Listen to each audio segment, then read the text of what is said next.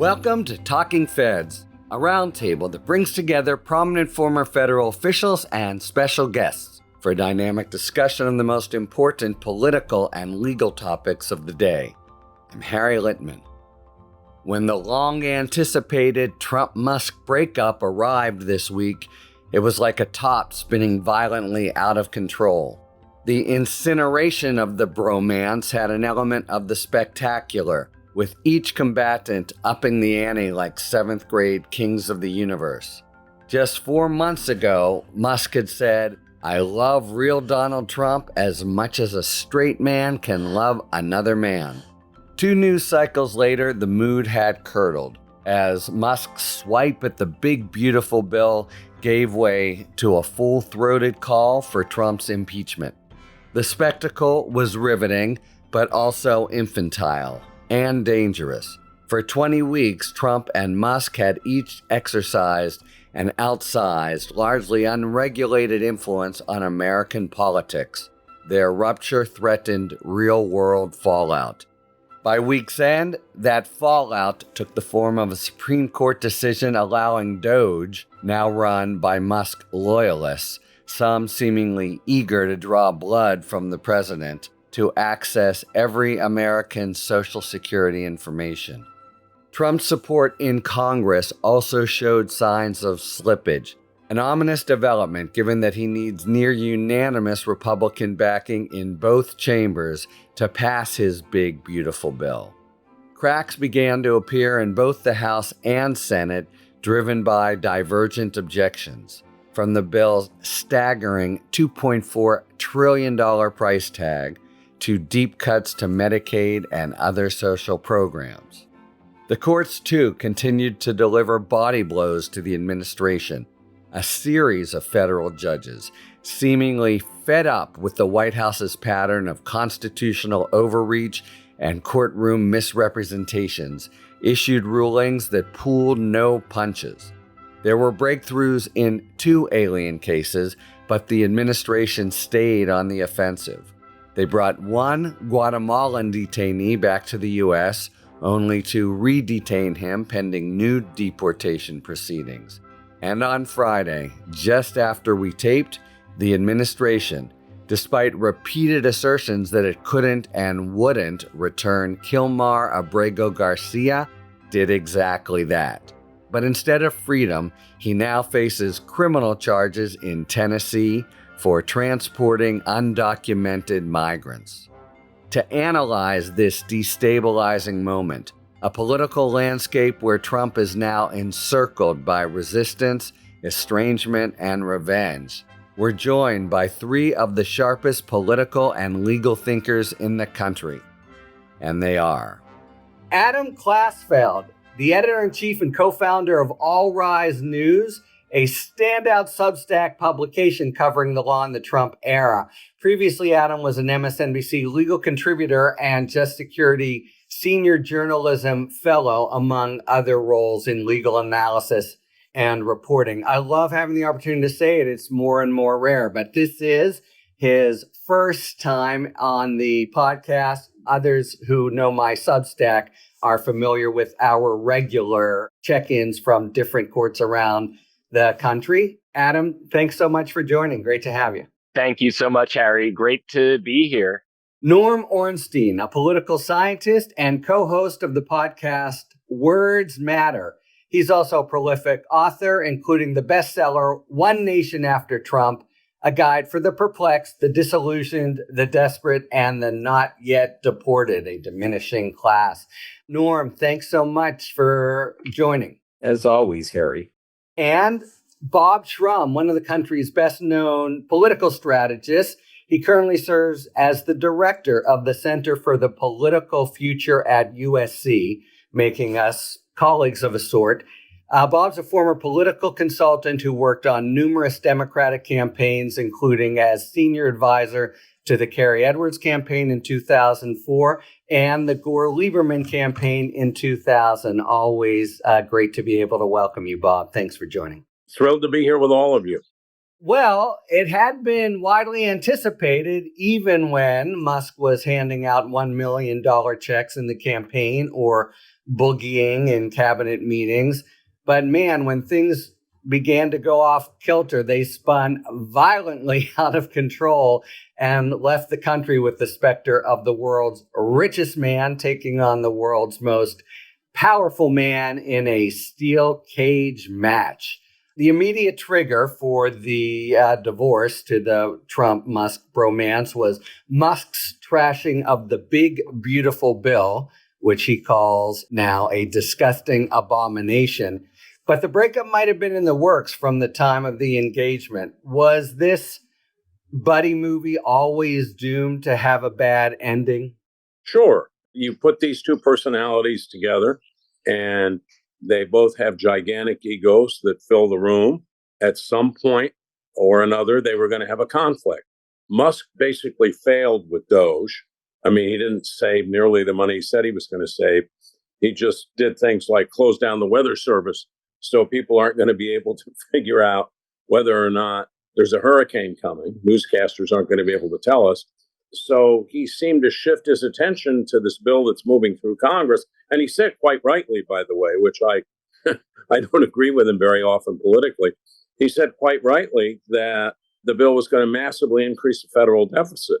But what the fight has done is to massively depress the Tesla stock price and end up with Trump threatening to cancel his government contracts, which I wouldn't actually put past this president. I think he could do it, although he better not cancel SpaceX before they get the other astronauts back from the International Space Station.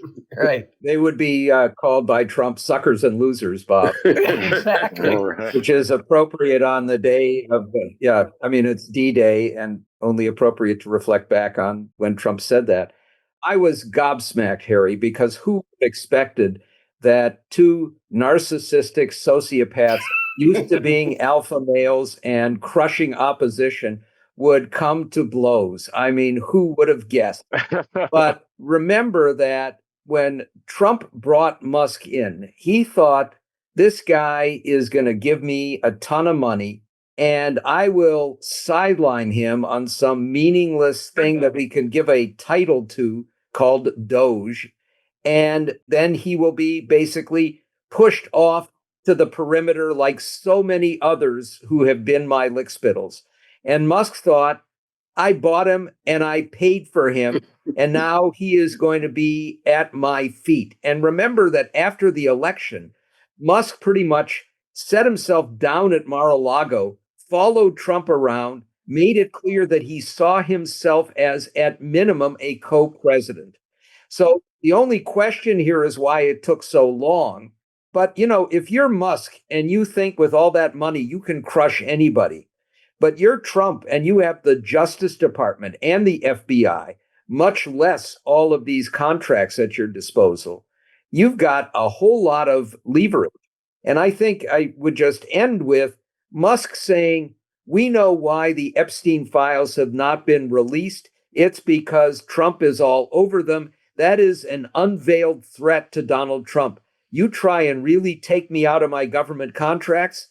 I've got all my Doge people who've dug into those files. They've got it all, and I can blackmail you. What a shit show for the country. Because while we can sit back and revel in this, two villains going after each other, it's going to do damage, significant damage along the way to the country, because they're going to be obsessed with each other and they don't care what the fallout is, which will probably end up hurting a lot of people. And Trump has taken away the legal scaffolding that would normally actually give some kind of structure here. So it is like a spectacle, but not a civic boon for the rest of us. Right. And one imagines, so, what happens if, let's play out the thought experiment where Trump does use the full weight and force of the federal government against Elon Musk and his contracts. Are we going to see this wellspring of litigation over arbitrary and capricious actions? The kind of stuff we've been seeing from Big Law, that we've been seeing from green banks, only with the least sympathetic plaintiff going after this abuse of government power. I mean, is that next? Is that the next episode of that? But to your point, Harry, it may be a spectacle, but it's not funny. It's not going to revive the people who have been killed in Africa from the destruction of US aid. This is going down, and it's turned into Twitter entertainment, and the video of Donald Trump partying with Jeffrey Epstein is going viral thanks to Elon Musk's platform. And I'm sure that social media will be afire through the weekend, but there's some real destruction. And one imagines with these two giants duking it out, it's only going to get worse. Yeah, and I just want to make a point about Musk. Look, his popularity has completely plummeted. Nobody likes him, from a visionary genius and political star maker, sort of a court buffoon, losing billions on his signature brand. All true. So when it comes to a personality, mano a mano, he, I don't think, has a strong hand. But billions and billions of dollars buy a lot of mischief in a lot of different ways. In other words, I think he, just by dint of his fortune, has some cards to play, some of which we haven't even anticipated. It seemed to me generally the dynamic was, during the campaign, Trump needed him more than he needed Trump, but it immediately changed. And this was somewhat preordained once we got into government. But now that they are in, no holds barred, I think there are ways he can draw blood. The point that remains to be made is that Musk has a ton of loyalists in Doge. These are all people who are handpicked by him. They are loyal to him, and they are now embedded in every government agency. They have gotten access. It's terrible for the country, but they've gotten access to all the information resources. They're in every computer. And it's going to be very hard for Trump to weed them out. And if he does, they will make sure that all that damaging information that they have goes with them. So this is not a one where it's an absolute certainty that Trump, with the forces of government, can win. They may both lose, and we will lose along the way. And let me make a quick legal point. Adam, you could probably second this. When we've had this litigation involving Doge's access, the courts have been fairly sympathetic to Doge by saying, look, the prohibition is on doing anything outside of government. If you want to construct Doge to now have the information instead of the Social Security Administration, we're not at least going to enjoin that. And of course, the worry has always been, once the information is out, it's out and you can't pull it back. So if it really is in the hands of these malefactors and Musk loyalists, we're kind of fucked. Right. I mean, it's to both your point, Harry, and Norm's point. There's a massive amount of information in the hands of Musk loyalists, and private information. The litigation is active, including litigation about the entire architecture of it within the appointments clause of the U.S. Constitution. There is a lot live, and one can only imagine expanding now that this, war between the two of them has begun. Let me make 3 points. First, it would be rational, in the rational self-interest of both of these people, to make up. And the White House put out that kind of story to Politico. But then the White House is now denying that they're going to have a telephone conversation. Now, you have no idea with Donald Trump whether or not he's ever going to pick up the phone, or whether if Musk calls him, he'll take the call. That's number one. Number two, it's absolutely correct what Norm and Adam are saying about the information these folks have. I don't think Donald Trump can abide having a fifth column inside the administration. And he will go about trying to fire those people or getting rid of those people as quickly as possible, even if there's a danger for him in what they're going to expose. And thirdly, what Doge has done is horrible. I mean, Adam alluded to this earlier. I mean, people dying in Africa because we're cutting off HIV drugs. The civil servants in Washington who are unemployed and can't find another job. There's a story in the Times about one person who got fired by Doge. He then got a job at a university, and then because of Doge, the contract got cut off, so he got fired again. We do need actually a public service that works and where people are given respect and where we could actually once again think, as JFK said, that public service is an honorable profession. That's all out the window right now. Finally, there are a lot of tools at the president's disposal, and Adam and Norm and you probably can enumerate them better than I. I was fascinated with Steve Bannon saying, well, Musk is illegal and he's an alien, which may be, by the way, why he wants to go back to Mars. But you could start an investigation, and it doesn't matter whether or not you succeed in the investigation. You can tie him up. You can make life very difficult for him. It's not a rational outcome for either of them, but I suspect some of this is going to happen. And they're not rational actors. Trump can start an investigation of anyone, and he is, already proving that point. I did want to say, Bob, I think one actor in Trump world who is happy or is advantaged by this is Steve Bannon. And that more sort of vicious aspect of Trumpism may come more to the fore. And I wonder whether Doge now, because it's so associated in the public mind with Musk, there'll be some kind of demolition project to rename or just get rid of everything. I think that's likely, by the way. We have someone in our neighborhood who has a Tesla, has a bumper sticker on it saying, I bought it before I knew. Exactly. He's unpopular. Musk is unpopular. He intervened in that Wisconsin judicial Supreme Court election. His candidate lost by 10 points, even though he spent a huge amount of money. So I think Trump could be very tempted to take the advice to let's offload not only the guy, but Doge, and let's blame the stuff people don't like on him.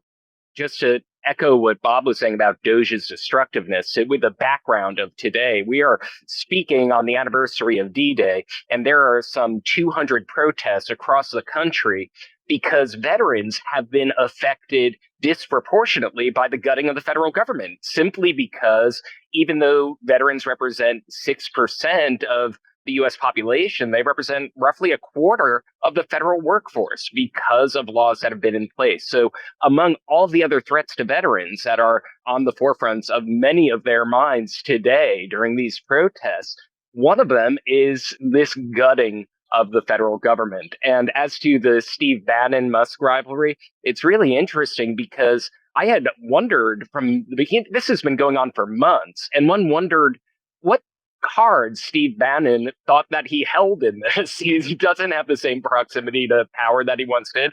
This was his moment to come in and attack, and now it's all the knives are out.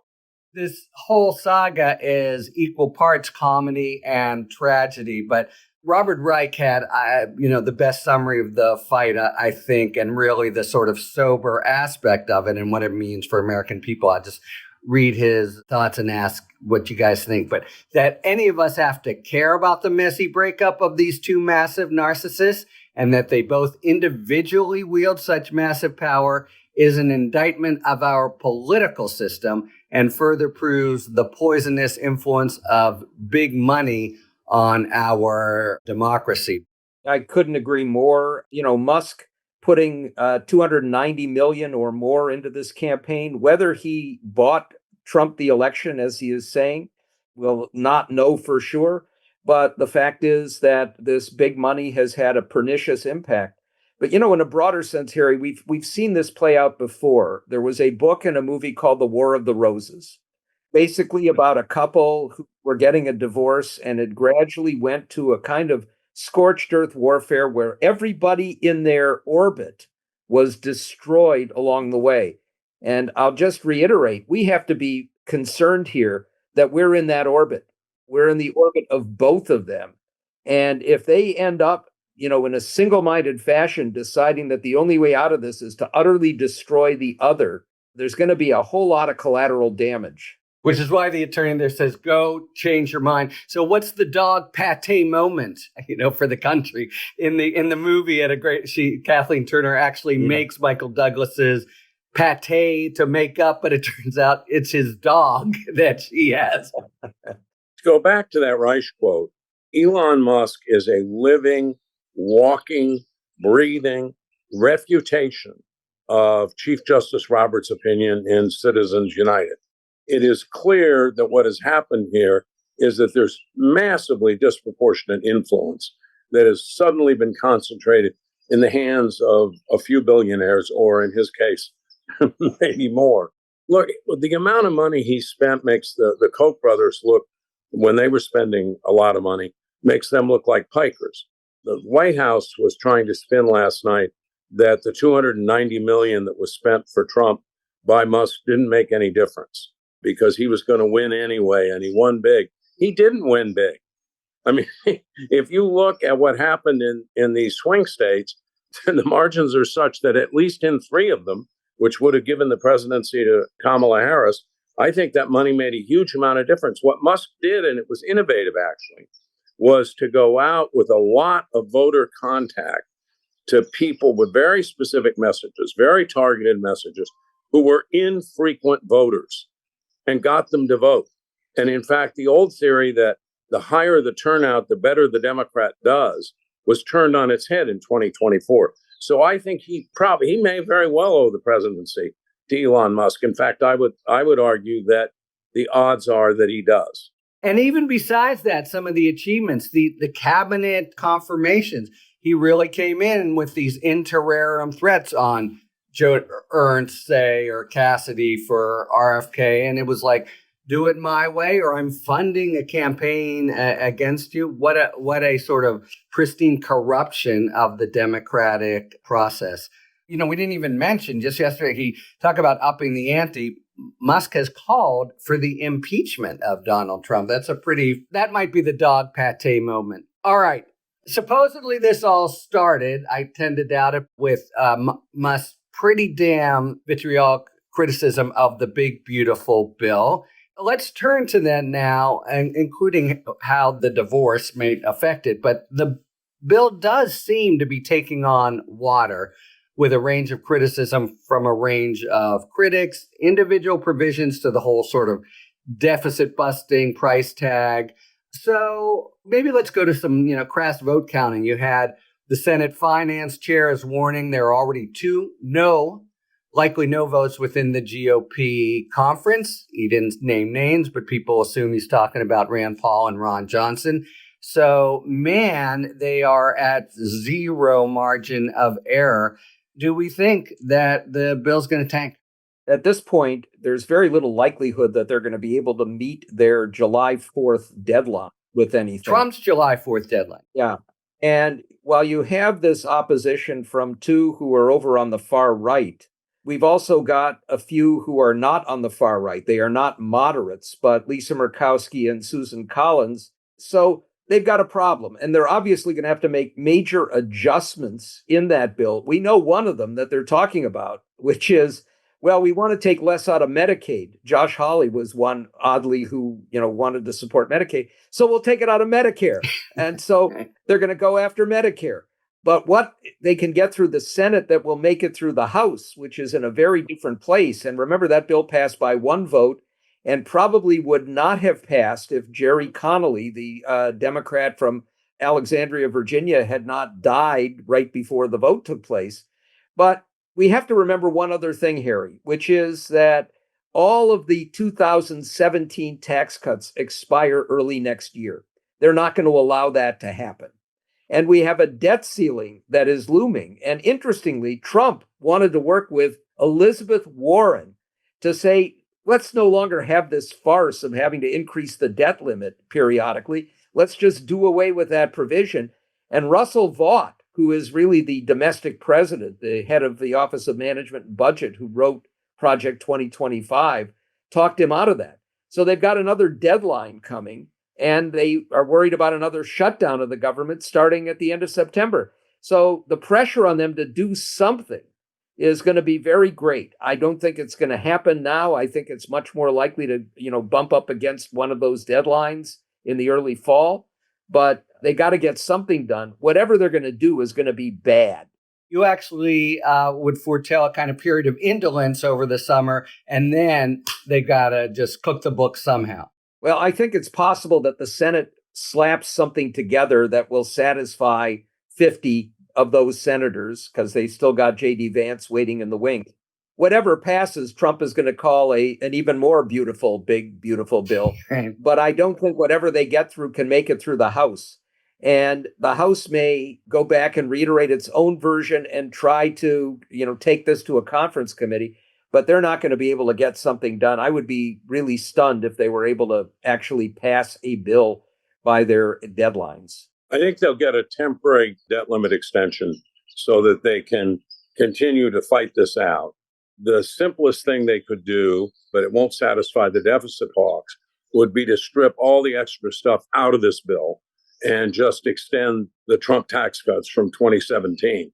That's unlikely. Why is it unlikely? Because, for example, the semi-moderate Republicans or conservative Republicans in congressional seats in blue states are not going to be happy if there's not some huge change on state and local tax deductions.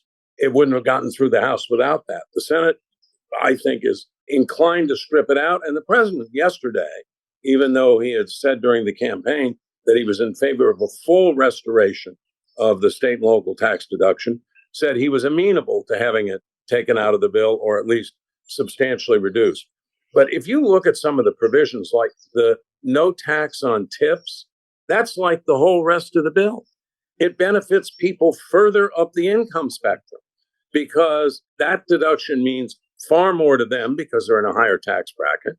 If you work as a hairstylist at some very high-end place in Manhattan, and a haircut costs $200, you're getting a big tip and you're not going to get taxed. But if you're in a red state, if you're in Montana and a haircut costs $5 or $10, and even get a decent tip, no tax on tips isn't going to matter to you.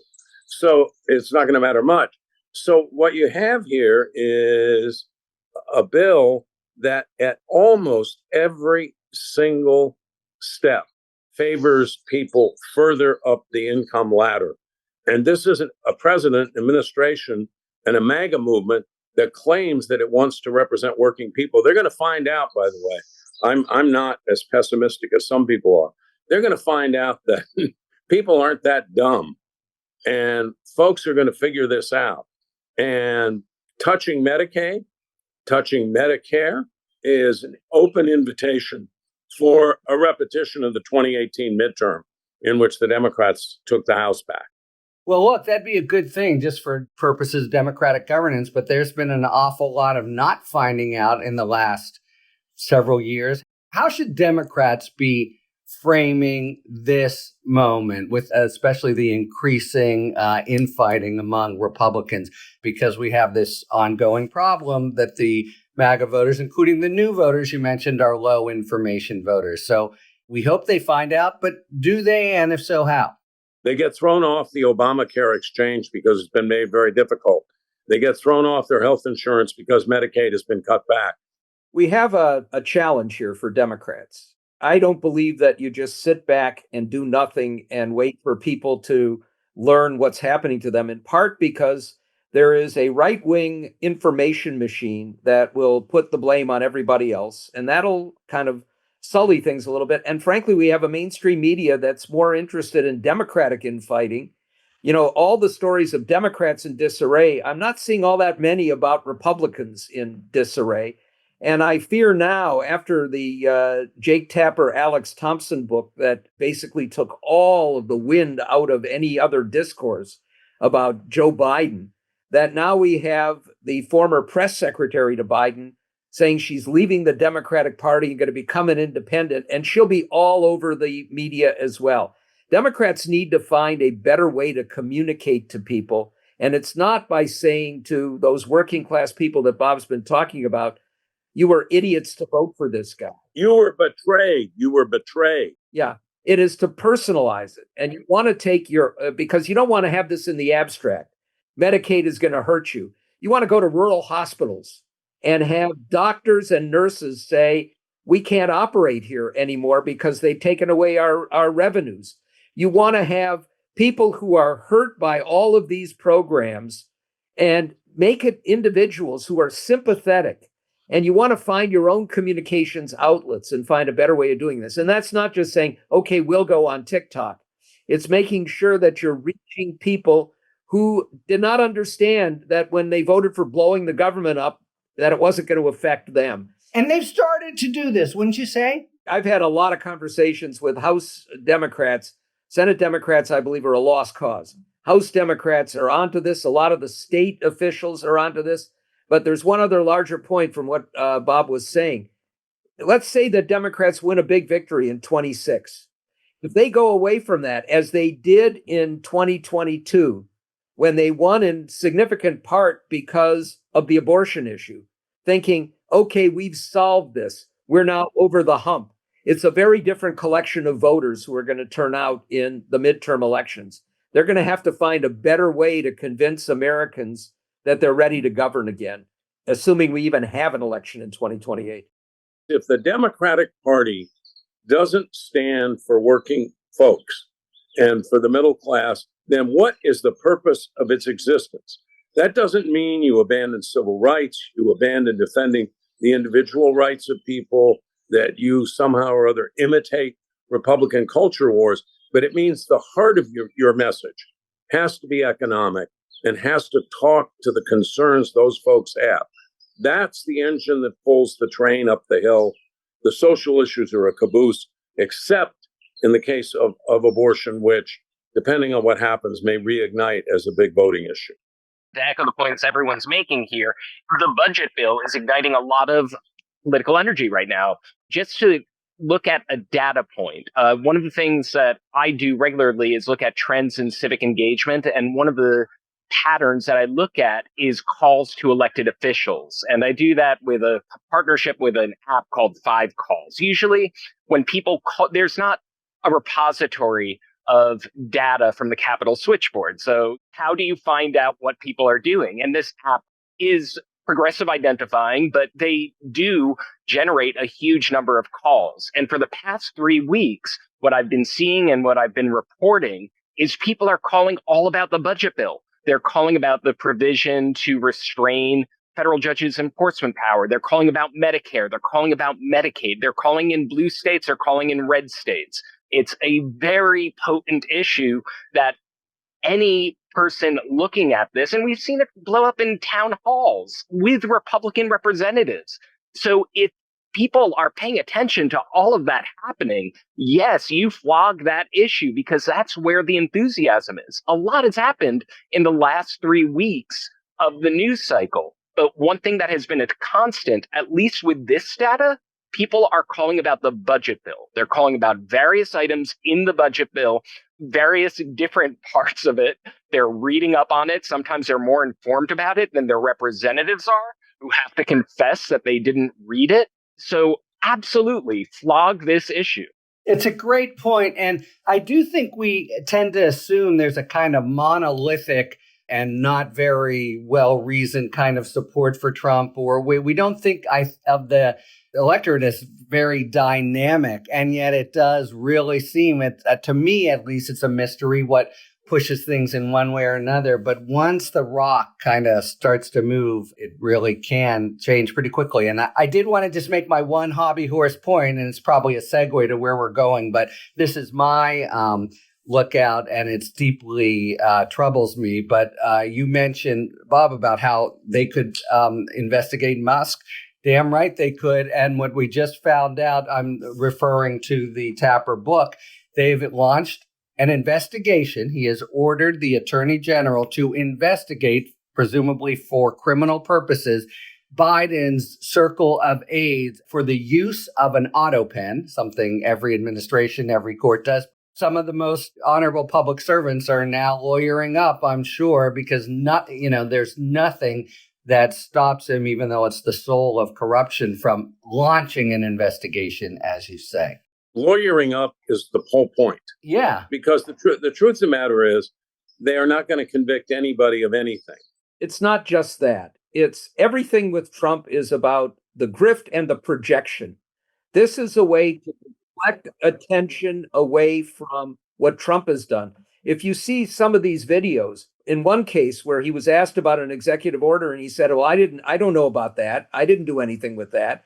And then you see him in the Oval Office signing executive orders and having no idea what they are, having people to explain to him what they've put in order that he has not ordered. People, Stephen Miller. Yeah, Russell Vaught ordered them and wrote. So it's projection away from him. The talk about they loved the Tapper Thompson book because it's about Biden's mental capacity. And the one whose mental capacity should be questioned here is Donald Trump. But this deflects attention. So it's about punishing and retribution, but it's also about projection.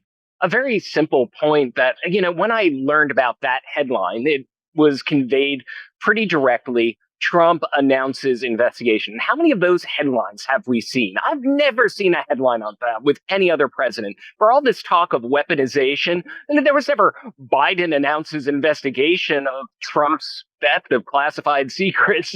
There's never a Biden orders probe of the January 6th attack on the U.S. Capitol.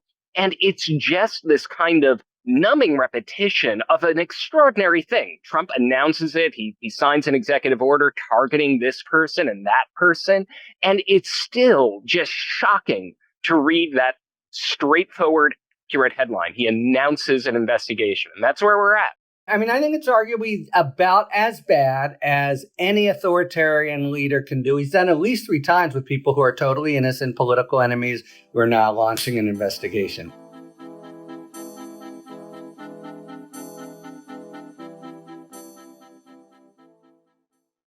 All right, it is now time for a spirited debate brought to you by our sponsor, Total Wine and More.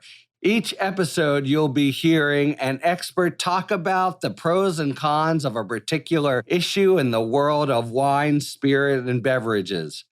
Thank you, Harry.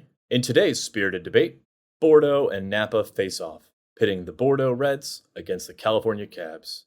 From a numbers standpoint, the Bordeaux region is the clear winner, with more wineries and higher production of bottles, producing nearly 6.5 times more wine than Napa.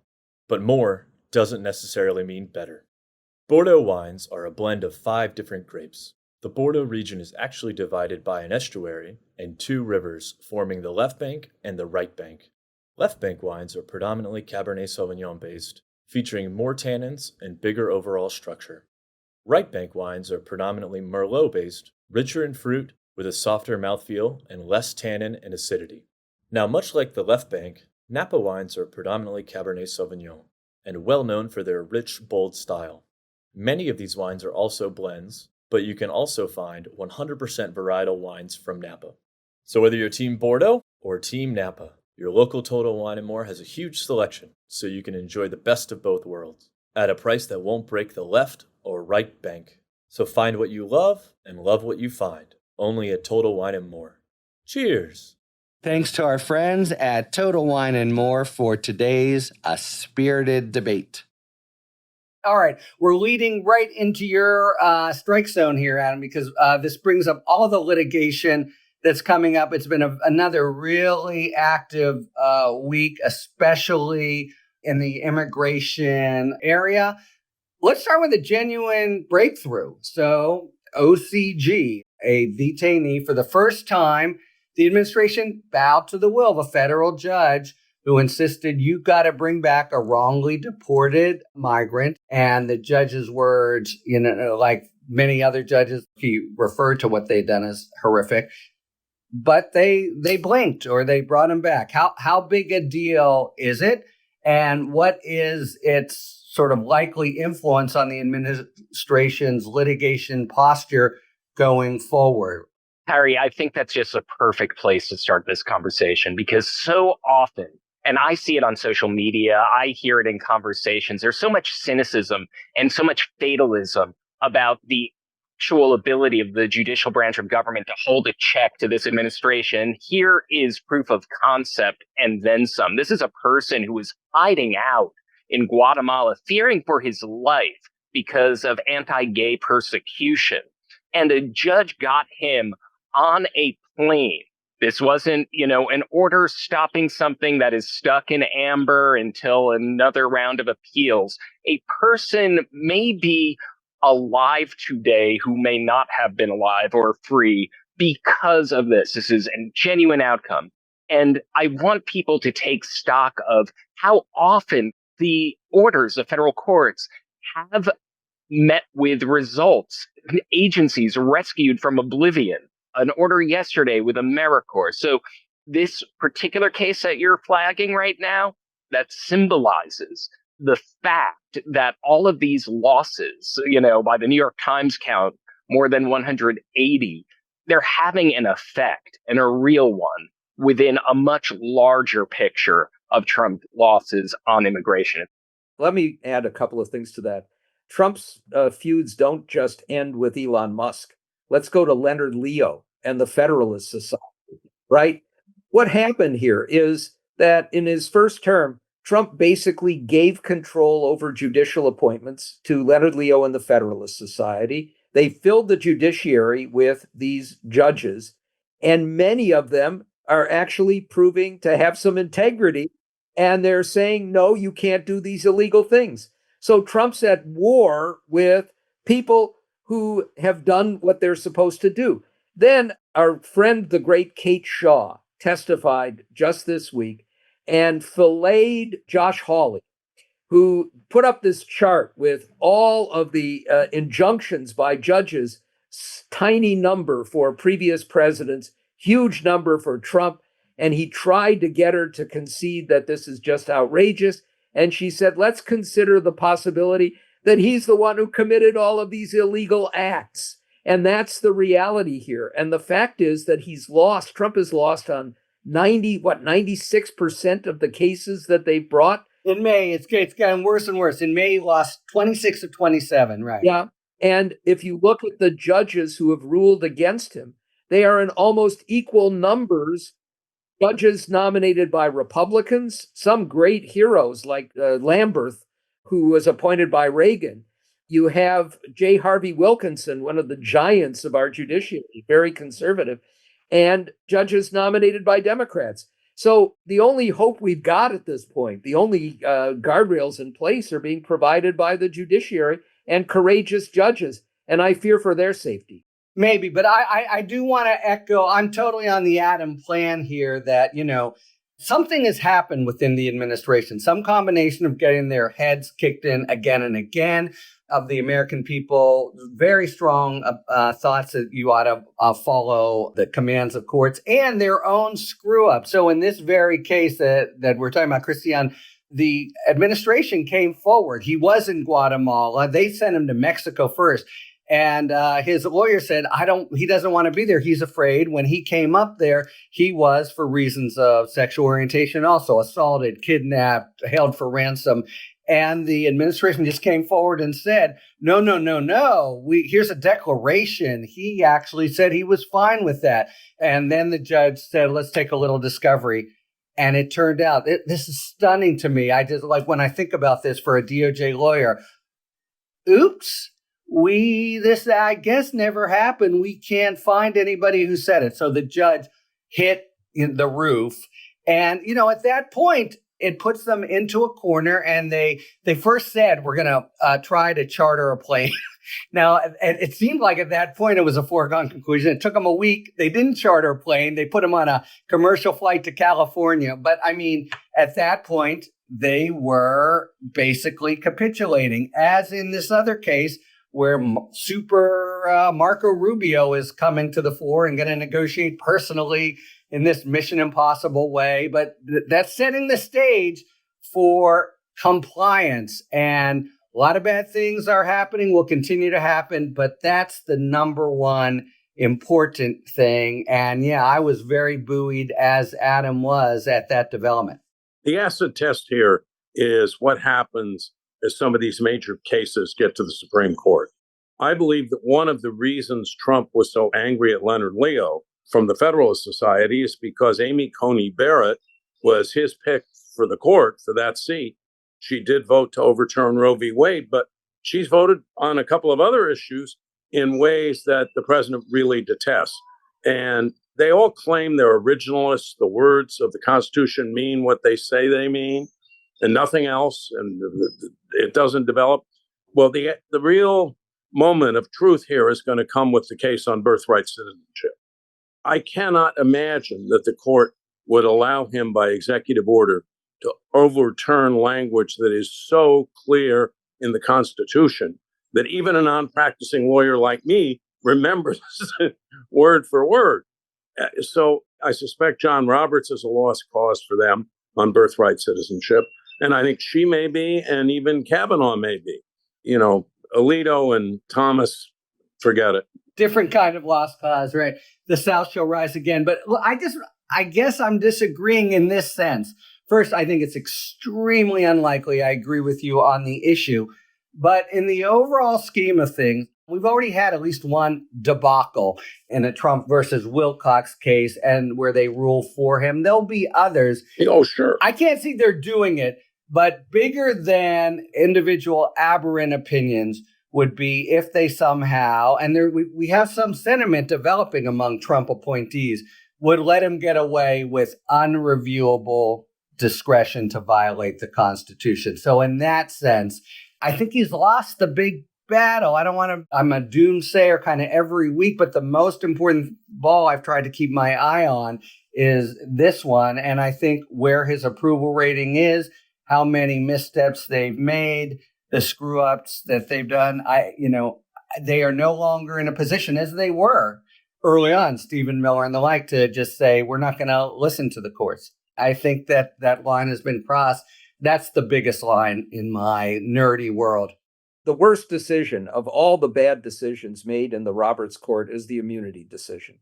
It is utterly ahistorical. It is utterly against the Constitution and what the framers had in mind.